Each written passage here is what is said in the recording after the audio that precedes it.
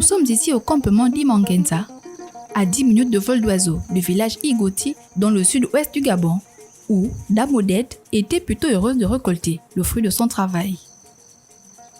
Avant le passage ravageur des éléphants, la verdure de ce champ était enviable. Sauf que dès le lendemain, il ne lui restait que ses yeux pour pleurer. Les éléphants sont devenus nos enfants. On n'a plus de répit dans cette partie du pays. Il faut garder jour et nuit, pas de sommeil. L'an dernier, vous étiez ici, n'est-ce pas? Vous avez pu voir le travail. J'ai passé 4 mois en ville pour des raisons de santé.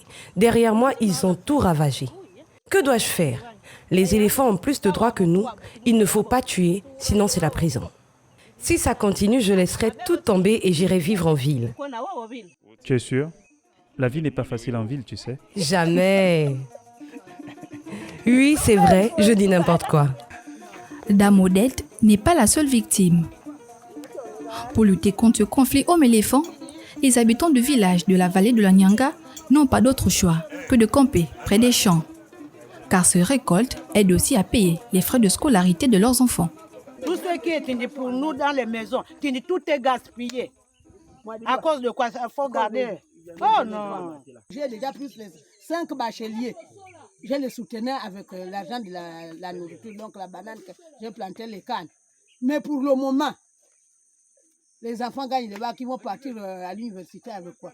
Et pourtant, c'est le Gabon de demain, les enfants-là. Trouvez-nous la solution quand même. S'il n'y a pas la solution là pour les éléphants, rien n'est fait au Gabon. Parce qu'on vit à base de la nourriture.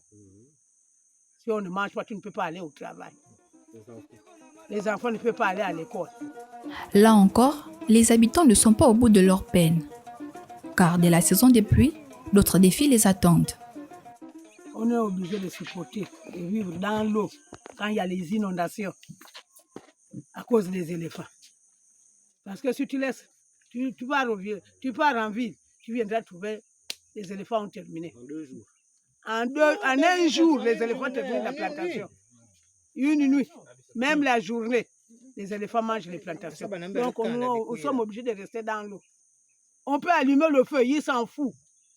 Jusque dans les campements, ils arrivent pour nous gronder.